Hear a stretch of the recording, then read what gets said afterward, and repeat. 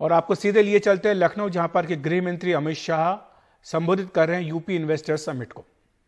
किसी भी राज्य को इंडस्ट्रियल इन्वेस्टमेंट के लिए अगर आगे बढ़ना है तो इसकी पूर्व शर्त है कि एमएसएमई के लिए अपनी नीतियों को वो सुस्पष्ट कर दे। यहां पर उत्तर प्रदेश सरकार ने योगी जी के नेतृत्व में सिर्फ एमएसएमई के लिए नहीं, वन डिस्ट्रिक्ट वन प्रोडक्ट के माध्यम से गृह उद्योग के लिए भी नीतियां स्पष्ट कर दी है, उसको भी बढ़ावा दिया है, एमएसएमई को भी बढ़ावा दिया है। और इसके लिए मैं जब सुन रहा था कि 1,40,000 करोड़ के एमओयू हुए हैं, मैं सभी एमएसएमई क्षेत्र के यहां जो इन्वेस्टर आए हैं उनको कहता हूं कि आप हौसला रखकर आगे बढ़िए।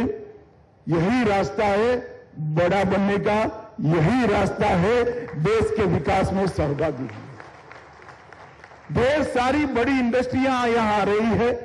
मैं तो उत्तर प्रदेश शासन को, मुख्यमंत्री जी को, उनके मुख्य सचिव जी को भी कहना चाहूंगा, एक बड़ी कंपनी के साथ एंसिलरी इंडस्ट्री कौन कौन सी लग सकती है, इसके पोटेंशियल को जांच कर एंसिलरी इंडस्ट्री के लिए एमएसएमई उद्योगों को निमंत्रित करना चाहिए, जिससे वो स्पेसिफिक दिशा में चले जाएं।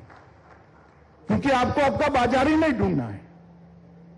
अगर बहुत बड़ी ऑटोमोबाइल की कंपनी आई है, डिफेंस की कंपनी आई है, तो उसके कलपुर्जे बनाने की आप एमएसएमई इंडस्ट्री डाल दोगे तो आपको मार्केट नहीं ढूंढना है। इसके बाद में जमीन दे दो, जीरो ट्रांसपोर्टेशन से आपका उत्पाद वहां पहुंच जाएगा। गुजरात, महाराष्ट्र, कर्नाटक से आने वाला ट्रांसपोर्टेशन के कारण इसको कॉम्पीट ही नहीं कर पाएगा। तो एमएसएमई इंडस्ट्री के लिए जो पहल उत्तर प्रदेश सरकार ने की है वो प्रशंसनीय है। और मित्रों, जब तक किसी भी राज्य में total ecosystem investment friendly नहीं होता है, तब तक इंडस्ट्री नहीं बढ़ती। कितना भी बड़ा इंडस्ट्री लेकर आइए, देश में बंद पड़े हुए कारखानों की बहुत बड़ी सूची है। क्यों? क्योंकि इकोसिस्टम ठीक नहीं था। अगर उत्तर प्रदेश जैसे बड़े राज्य में रोजगारी को आपने एड्रेस नहीं किया, रोजगारी का विकल्प नहीं ढूंढा, तो इकोसिस्टम कभी अच्छा नहीं हो सकता है। और रोजगारी देने का मादा अगर सबसे ज्यादा किसी में है तो कोऑपरेटिव और एमएसएमई में है। ये दो ही रोजगारी दे सकते हैं। 22 करोड़ का राज्य अगर रोजगारी के लिए चिंता करे बगैर अपनी इंडस्ट्रियल पॉलिसी को बनाता है, कभी सफलता नहीं मिल सकती। मैं इसीलिए कहता हूं कि एमएसएमई के लिए जो पॉलिसीज बनाई है और एमएसएमई के ऊपर जो योगी सरकार ने थ्रस्ट दिया है, वो आने वाले दिनों में रोजगारी का निर्माण करेगा। और रोजगारी के निर्माण से कुल मिलाकर पूरा इकोसिस्टम रिपेयर होगा, अच्छा होगा, खुशनुमा होगा और इससे बड़ी इंडस्ट्रीज को भी फायदा होगा। मित्रों, एमएसएमई इंडस्ट्री के लिए ढेर सारे राज्यों ने बहुत अच्छा किया है।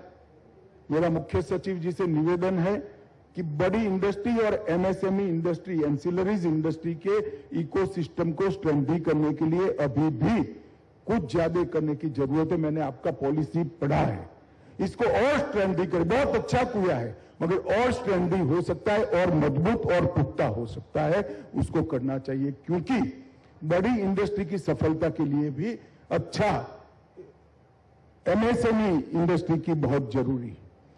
कोऑपरेटिव के क्षेत्र में भी उत्तर प्रदेश के पास ढेर सारी संभावना पड़ी। खाद्यान्न का सबसे बड़ा उत्पादक आज अगर कोई है तो उत्तर प्रदेश है। एग्रीकल्चर के लिए सबसे ज्यादा भूमि किसी एक राज्य के पास है तो उत्तर प्रदेश है। और सबसे मेहनत कश इंसान अगर कहीं पर है, किसान कहीं पर है तो उत्तर प्रदेश है।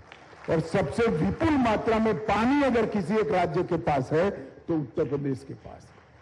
ये सभी चीजों से एग्रो बेस्ड इंडस्ट्री, कोऑपरेटिव और डेयरी, पर्टिकुलरली कोऑपरेटिव डेयरीज, इसकी अपार संभावना उत्तर प्रदेश के अंदर पड़ी है। मोदी जी ने अभी अभी सहकारिता मंत्रालय बनाया। आजादी के 75 साल के बाद पहली बार सहकारिता मंत्रालय का गठन करने का काम किसी प्रधानमंत्री जी ने किया और मुझे भी इस पहला सहकार मंत्री बनने का सौभाग्य मोदी जी ने दिया है। मैं बहुत समय से लगभग 32-33 साल से सहकारिता के साथ जुड़ा हुआ हूं। मित्रों, हमने पैक्स का कंप्यूटराइजेशन का फैसला किया, मल्टीपर्पज पैक्स बनाने के लिए इसके मॉडल बायलॉज बना दिए। अब कॉमन सर्विस सेंटर CSC को पैक्स के लिए परमिट कर दिया। गैप ढूंढने के लिए नेशनल कोऑपरेटिव डेटाबेस बनाया। राष्ट्रीय सहकार नीति बन रही है। इसके साथ साथ क्रेडिट गारंटी फंड ट्रस्ट में सदस्यता ऋणदाता संस्थान भी बना दिया। जैम पोर्टल पर खरीदी की कोऑपरेटिव्स को छूट दे दी।